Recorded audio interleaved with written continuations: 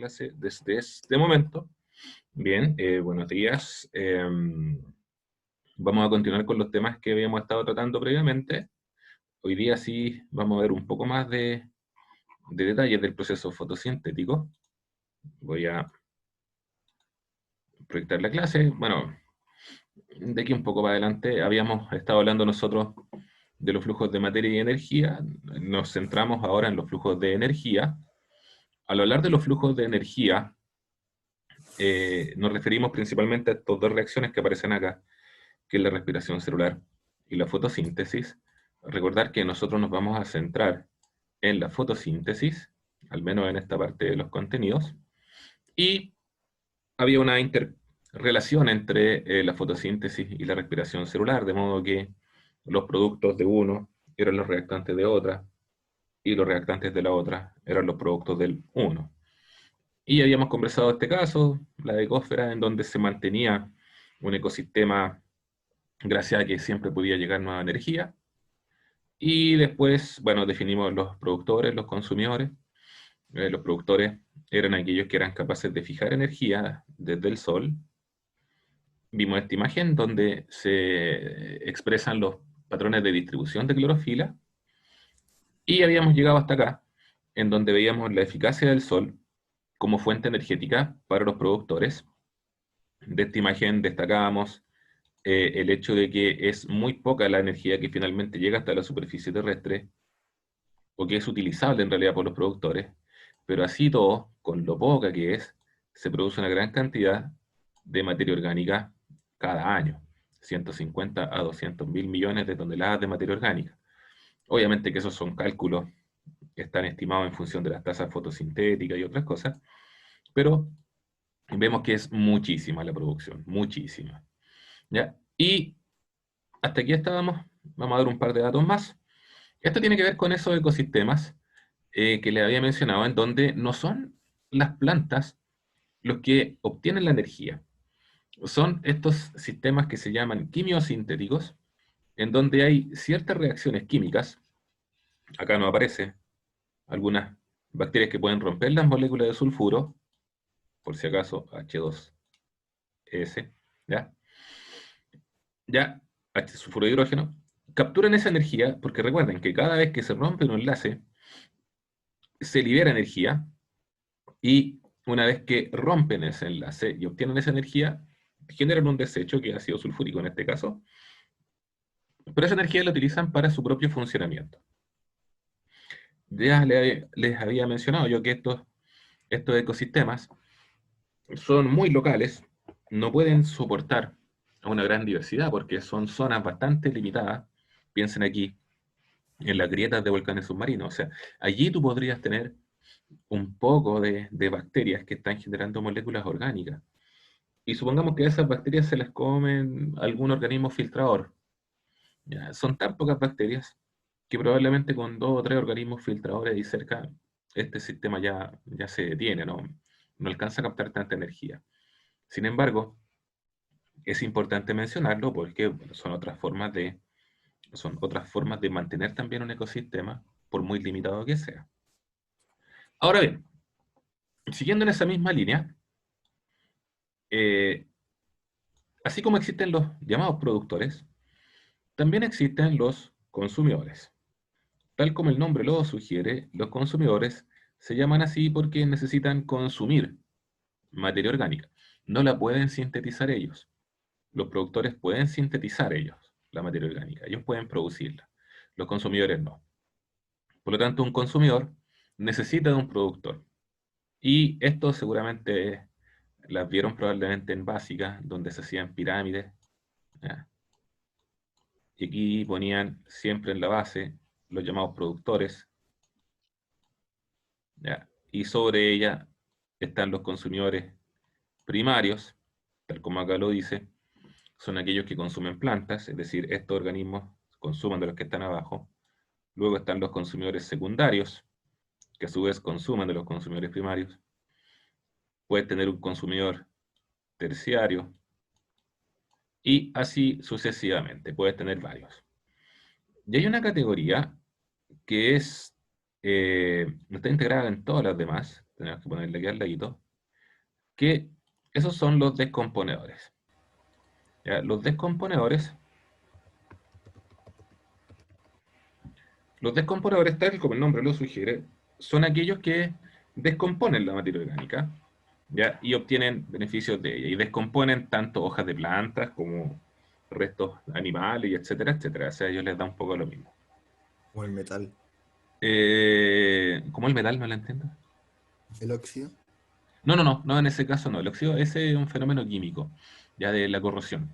En este caso estoy hablando, por ejemplo, de las bacterias que descomponen la basura, por ejemplo, o las lombrices, ya que son capaces de comer restos de restos orgánicos para fabricar humus. En ese caso, ahí estaríamos hablando de descomponedores. Bueno, de hecho, en la imagen que nos aparece todavía, ahí está, aparecen algunos gusanos, algunas lombrices que se encargan de descomponer materia orgánica. Pero vamos a lo que nos interesa ahora, que es establecer cómo ocurre este primer fenómeno que está ahí arriba, que es la fijación de energía solar desde el Sol hasta un productor. Ese es el fenómeno con el que nosotros vamos a empezar ahora el estudio, ¿ya? Y eso es lo que se conoce como fotosíntesis, ¿ya? Bueno, la palabra fotosíntesis ya no está diciendo mucho. Está dividida, ¿verdad?, en dos. Síntesis significa fabricar, fabricación, ya sintetizar algo es fabricar algo. Aquellos que les gusta la música, un sintetizador lo que hace es fabricar sonidos, ¿ya? Y bueno, el prefijo foto significa luz. Por lo tanto, la palabra fotosíntesis es una palabra que nos dice que se va a fabricar algo gracias a la luz. Fabricación gracias a la luz. La luz da energía, ¿ya? Y aquí está la idea general de este asunto. Para entender la idea general, vamos a tener que primero ir a revisar un librito. Ya, bueno, voy a mostrar más o menos las imágenes de este libro. Esta primera imagen es de un experimento muy antiguo que lo hizo, no me acuerdo el nombre en este caso del autor, probablemente esté por aquí. No, tampoco está el nombre del autor. Pero fíjense lo que él hizo. Tomó un arbolito, un macetero, y completo los pesó. Bueno, los masó. Ya, está pesado en libras, así que es una unidad de masa, no de peso. Los masó. Es un libro norteamericano, este es un libro estadounidense, por eso está con sistema imperial. Y se dio cuenta que todo este sistema pesaba 5 libras. Luego, lo dejó crecer durante 5 años, a este arbolito, vuelve a pesar después de 5 años y nota que ha habido un crecimiento importante de 155 libras. O sea, creció 150 libras, más o menos 70 kilos. Aquí, ¿qué es lo que hace también él? Eh, Pesa la tierra, porque una opción es que esta planta haya crecido a expensas de la tierra, ¿ya? Pero se da cuenta que la diferencia en gramos de la tierra es muy, muy, muy poca. Muy, muy, muy poca. Entonces, tal como dice acá abajo, ¿de dónde viene la materia para formar los nuevos tejidos de esta planta? ¿De dónde viene finalmente? Nosotros sabemos que las plantas hay que regarlas, ya sabemos que hay que darles agua, pero evidentemente aquí esas hojas no están hechas de agua, están hechas de algo distinto del agua. Por lo tanto, de alguna parte tuvo que venir los átomos, la materia, para que esa plantita pudiese crecer. Ya, esa fue una pregunta interesante al comienzo. Ahora, aquí en esta imagen aparecen distintos organismos fotosintetizadores. Y aquí recuerden algo que hablamos a comienzo de año, que había 3 dominios y 6 reinos. Cuando nosotros hablamos de plantas, estamos hablando del reino vegetal. Es uno de los reinos. Pero el reino vegetal no es el único en donde se hace fotosíntesis. Aquí hay distintos organismos que son de otros reinos. Por ejemplo, este es un protozoario. Es del reino protista. Ya la euglena es una alga unicelular que es capaz de hacer fotosíntesis también. No es una planta, es una alga. Estos que están aquí son cianobacterias. Volviendo a esa clasificación, son arqueobacterias. Ya son del dominio arquea. Ni siquiera son eucariontes, pero también son capaces de hacer fotosíntesis. Estos son dinoflagelados. Los dinoflagelados también son protozoarios. Ya, perdón, son protistas, perdón, protistas. Ya, por lo tanto, también son organismos unicelulares y que también hacen fotosíntesis. Finalmente acá tenemos kelp, que estos sí ya son algas, por lo tanto son realmente plantas, son del reino vegetal, ¿ya? Y también son capaces de hacer fotosíntesis. O sea, no solamente las plantas verdes que nosotros vemos hacen fotosíntesis, hay muchos otros organismos que también la hacen. La idea en síntesis está aquí. ¿Cómo funciona la fotosíntesis? Bueno, hay dos momentos, tal como aparece aquí. Serían dos etapas. Hay una primera etapa que se llaman las reacciones de foto, ¿ya? O las reacciones en donde la luz es necesaria. Y ahí ocurre todo lo que aparece a la izquierda de este esquemita. Voy a destacarlo de todos modos, esa parte de ahí. En esa parte de ahí. ¿Qué está ocurriendo? Bueno, se está ocupando el agua. El agua que se absorbe a través de las raíces se ocupa. Esa agua, mm, mm, mm, acá el láser, esta agua llega hasta unas zonas de la planta en donde se hace la fotosíntesis, que son las partes verdes, y se utiliza en conjunto con el sol. Lo que se hace allí es que el sol se utiliza para romper la molécula de agua. Y fíjense, el agua, H2O, se rompe en H2 más O más O. Ojo que aquí eso no existe realmente. Ojo, por favor, con eso. El agua cuando se hidroliza no lo hace de esa manera. Yo lo estoy dibujando así para que sea más fácil de entender. Ojo con eso. No es realmente lo que ocurre aquí, pero es para tratar de entenderlo.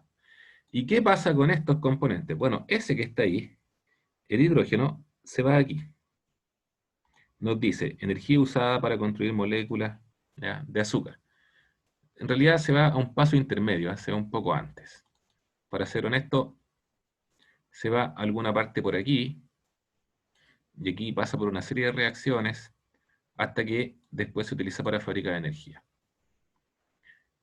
Y aquí ustedes ya pueden ver qué pasa con el oxígeno. El oxígeno, pum, se va a la atmósfera. Eso pasa en la primera parte. Ahora, aquí hay algo que decir.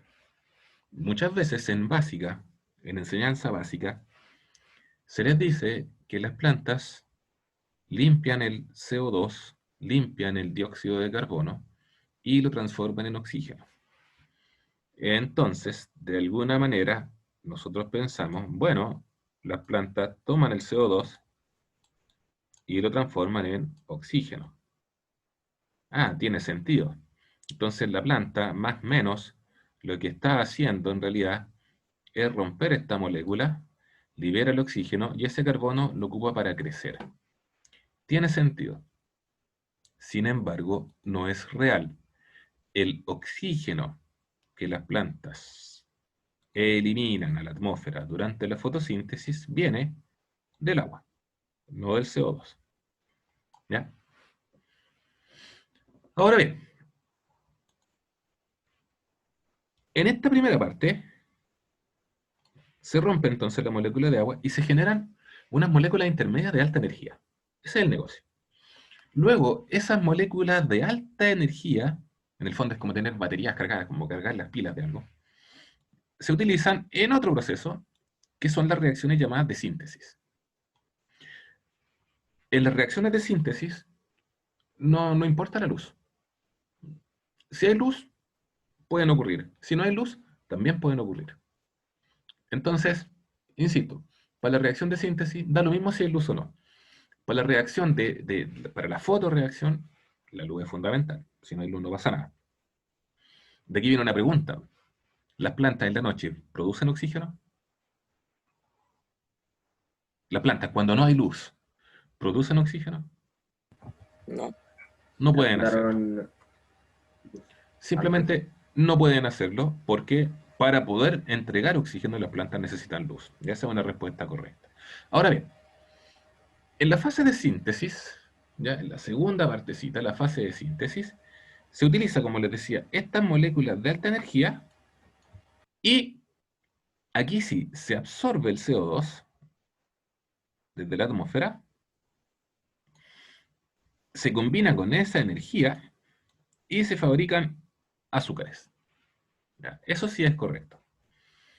Entonces, lo que nosotros estamos viendo aquí son las dos etapas de la fotosíntesis.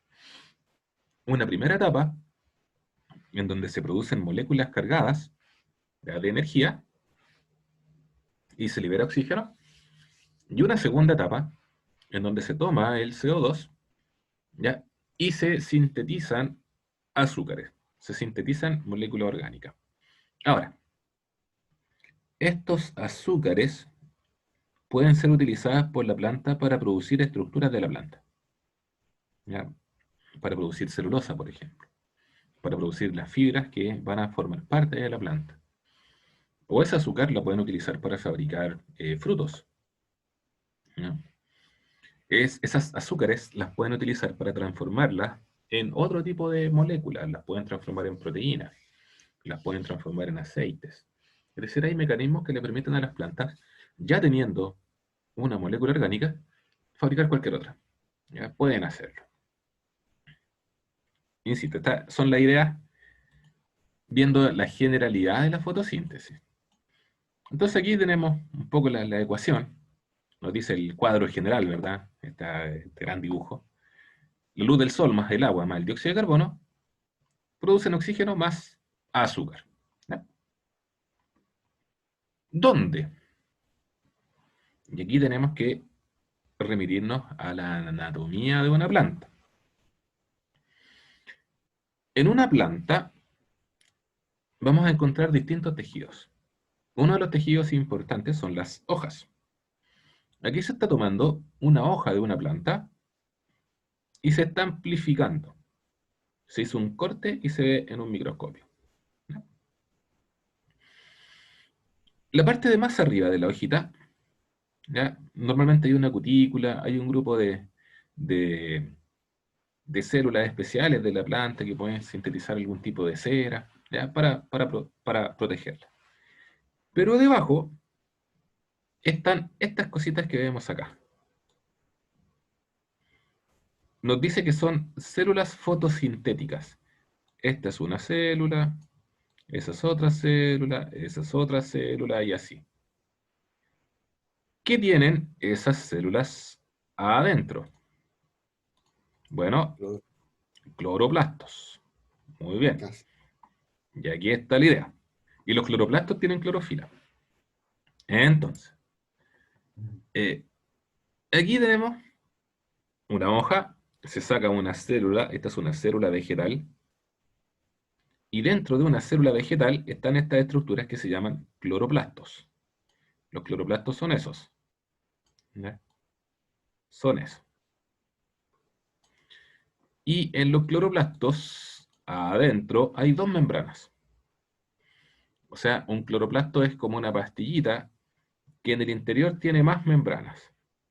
Son organelos con una doble membrana, entonces. Tenemos una membrana externa y una membrana interna. Y esa membrana interna genera esas pilas. Se enrolla. ¿Ya? Esa membrana interna se enrolla y genera como esos saquitos que ustedes ven allá al lado. Por acá arriba también se enrolla. Más que enrollarse, en realidad genera unos saquitos que se apilan. Siempre se hace la analogía que son como pilas de moneda. ¿Ya? Esa es como la analogía que se hace con él. Bueno, entonces, ¿qué tenemos? Dentro de un cloroplasto está la tilacoides, que es la membrana, ¿ya? Y en la membrana se llevan a cabo las reacciones relacionadas con la luz, y el estroma, que corresponde al relleno. Eso, imagínense que eso está relleno nomás, ¿ya? Y que el relleno, todo lo que está de relleno, ¿ya? Es un conjunto de líquidos que tiene un montón de enzimas en su interior, y ahí se generan las reacciones, en ese líquido. Las reacciones de la síntesis, ¿ya? Y en la tilacoides se llevan a cabo las reacciones de la luz, donde la luz tiene importancia. ¿Por qué? Porque en esa membrana se encuentra, y ahí yo creo que ustedes lo conocen, la clorofila. La clorofila es un pigmento. ¿Qué es desde el punto de vista biológico un pigmento? Es una sustancia cuyo comportamiento cambia con la luz. Eso es, biológicamente hablando, un pigmento, ¿no? Usualmente son proteínas o derivados. Entonces, ya tenemos una ubicación aproximada de dónde está ocurriendo este fenómeno. Ahí está el espectro de luz, pero no... Ah, ustedes tienen física ya, pues. ¿Vieron ya espectro en física? O sea, no sé si Lo espectro, pero estamos viendo ahora. Ya ¿Están vimos viendo la luz, longitud de onda? estamos viendo espejo. Ah, ya vieron la luz. Ah, bueno, ya. Buen punto. Como ya vieron la luz, y ahí me voy a colgar un poco de física, ustedes entienden que finalmente los colores de la luz dependen de las longitudes de onda. Y que las longitudes de onda, a su vez, son capaces de portar ciertos distintos niveles de energía. Bueno, las plantas hacen uso también de este espectro, porque las plantas van a tomar solamente ciertas longitudes de onda para obtener energía, ¿ya? Que más adelante lo vamos a explicar. Bueno, aquí aparece. Fíjense en esto, dice, la energía que absorben, ¿ya? De las longitudes de onda en los tonos azules, celestes, etc., se absorbe la mayor parte de esa energía, ¿ya? Por los distintos tipos de clorofila. Las longitudes verdes, que están aquí, casi no se absorben. Como casi no se absorben, se reflejan. Y como se reflejan, ups, las plantas se ven verdes. Por eso las plantas son verdes, porque reflejan las longitudes de onda que no les sirven. Y después, bueno, vuelven a reflejar vuelven a absorber estas otras longitudes de onda, ¿ya? Y eso cambia con los carotenoides en invierno, por si acaso es distinto. Tú podrías preguntarte, bueno, ¿por qué en invierno ya las plantas se ven de otro color? Porque las plantas se ven naranjas en invierno, o sea, en otoño, digamos. La explicación está acá abajo, ¿eh? Ojalá la puedan ver, porque lo que está aquí es lo que se absorbe. Lo que está acá es lo que se refleja. Mientras más abajo esté, quiere decir que esas longitudes de onda, esos colores, se están reflejando. Entonces, por ejemplo, la clorofila A, uno de los tipos de clorofila, no refleja nada de azul, nada de azul. Pero ya cuando estamos en el celeste o en el verde particularmente, lo refleja todo. Y luego los rojos y los amarillos no lo refleja, lo absorbe. Pero este pigmentito que está acá, déjeme buscar el acá. Pero este pigmento que se llama carotenoides, absorben los verdes y reflejan los naranjas y los rojos, lo están reflejando acá. ¿Qué pasa? Las plantas fabrican clorofila y tienen clorofila en cantidades importantes durante la primavera y el verano. Pero para el otoño ya casi no tienen clorofila. Tiene que ver con la temperatura media, ¿ya? Con las estaciones. Entonces, como ya casi no tienen clorofila, esta línea, ¿ya? Diríamos que en el verano esta línea prácticamente no existe, porque no hay clorofila prácticamente. ¿ya? En el verano. O sea, en el otoño, perdón, en el otoño. Esta línea prácticamente tampoco existe. Nuevamente por el mismo principio. En el verano casi no existe la clorofila. En el otoño. Entonces la única línea que nos queda es la línea de los carotenoides.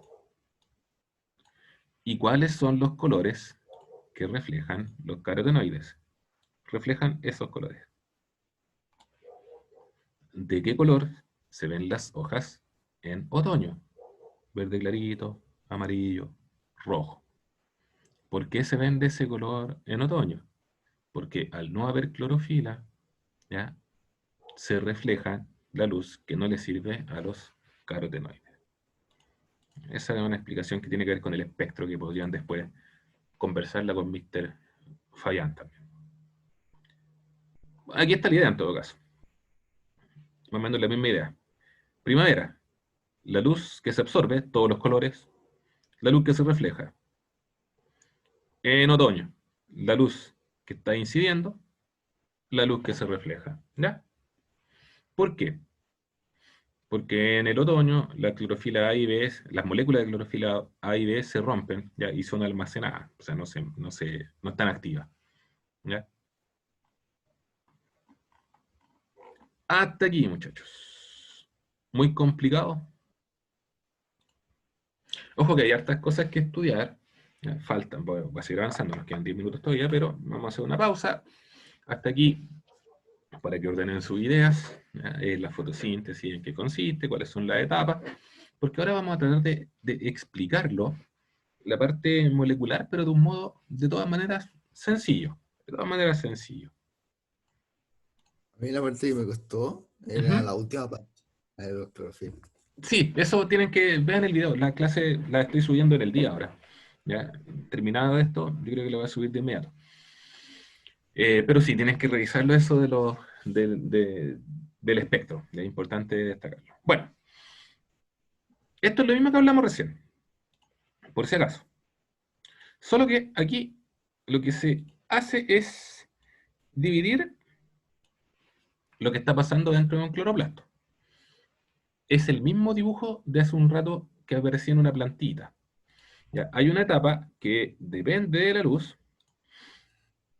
en donde se toma la molécula de agua, se rompe y se libera el oxígeno, y se generan moléculas de alta energía, que son las que están acá, ahora vamos a hablar de ellas, y en una segunda etapa, en donde la luz da lo mismo, por eso se le llama fase oscura, o fase no dependiente de la luz, que es más correcto, se utilizan esas moléculas energéticas en un ciclo químico, que se llama ciclo de Calvin, y aquí se toma el CO2 desde la atmósfera y se fabrican los azúcares. O sea, esa imagen es la misma que aparecía, o es otra forma de explicarlo simplemente, es lo mismo que está acá. Lo mismo que está acá. ¿Ya? Bien. Ahora, vamos a explicar la primera parte. Para esto, vamos a imaginar, a ver, voy a hacer un dibujo acá. Quiero que utilicen su imaginación, muchachos. Y vamos a imaginar la siguiente situación. Lo que yo estoy dibujando acá son camas elásticas. Son camas elásticas. ¿Ya? Tengo dos camas elásticas acá. Y voy a dibujar bien, bien ligeramente una persona aquí, ¿ya? Que está en esta cama elástica. ¿Ya? Y digamos acá otra persona más que también está en una cama elástica. Yo creo que la idea ya está. Ya esta persona está saltando, esta persona también está saltando. Si estamos en esta cama elástica, y esta persona está saltando aquí, en algún momento, supongamos que esta personita que está saltando aquí, podría tener suficiente energía como para saltar hasta acá. Supongamos que pasa eso, que esta persona, que la persona A, tiene energía suficiente, diríamos, para saltar en el lugar, puede hacerlo, puede saltar en el lugar, pero si quisiera saltar hacia la cama que está en B, necesitaría un impulso un poco más grande. Ahora, si la persona de A salta a B, la persona de B tiene que saltar a otra cama, porque en cada cama cabe solamente una. ¿Ya? Porque aquí habría otra persona más que estaría saltando y así. Tú podrías, por lo tanto, generar una especie de secuencia de camitas elásticas en donde las personas podrían estar saltando en el lugar o, en alguna circunstancia, saltar hacia la cama elástica que está al lado. Pero si una persona salta, todos se mueven. ¿Esa idea está en la imaginación más o menos? Insisto, estoy haciendo una analogía, no quiero que sea un ejemplo físico de energía potencial y de cómo se conserva, no me interesa. Lo que me interesa es hacer una analogía. La pregunta es, si yo quiero que estas personas estén saltando y que finalmente lleguen hasta una última cama, que sea la meta, ya digamos que esa cama que está ahí es la meta, ya, no sé si se alcanza a ver, pero ahí lo dibujé. Si quiero que se muevan, yo necesariamente tengo que meter gente acá para que sigan saltando. ¿Ya? Entonces, cuando yo meto a otra persona acá, la estoy arrojando. Sin ¿Ah? cama elástica. Con o No, sin cama elástica. sin cama elástica. Viene desde el Ok. espacio, viene desde la nada, digamos, desde la nada. Después vamos a ver que en realidad no es una persona que viene desde la nada. ¿Ya? Pero si es que llegase una persona de la nada, esto impulsaría esta cadena de cama elástica. Porque si salta una persona aquí, esta salta para acá, esta salta para acá, esta salta para acá, llega a la meta. Ahora, esta persona quedaría aquí. Si quiero que este sistema siga, tendría que llegar otra persona para que salte y sigan y así y se mantengan. ¿Ya? Esa idea, ténganla en mente. ¿Por qué? Porque algo así más o menos es lo que ocurre. Aquí yo lo tengo más o menos dibujado. Esto que está aquí vendría a ser la cama elástica, en realidad es una molécula de clorofila. La persona que está saltando con un estado normal de energía, o que pasa de un estado normal a un estado alto, en vez de ser una persona, es un electrón. ¿Ya? Esa es la idea. Entonces, ¿qué pasa en la tilacoide? Yo tengo mis moléculas de clorofila, que son las camas elásticas, y tengo electrones saltando arriba, que son las personas que están en la cama elástica. Sin embargo, yo necesito que esos electrones salten hacia otras camas elásticas. Tienen que hacerlo. ¿De qué manera pueden hacerlo? Si llega algún golpe energético para darle un impulso a esta cama elástica. Bueno, ese golpe energético es el Sol. El Sol es capaz, no puede traer algo, por si acaso, eso es importante.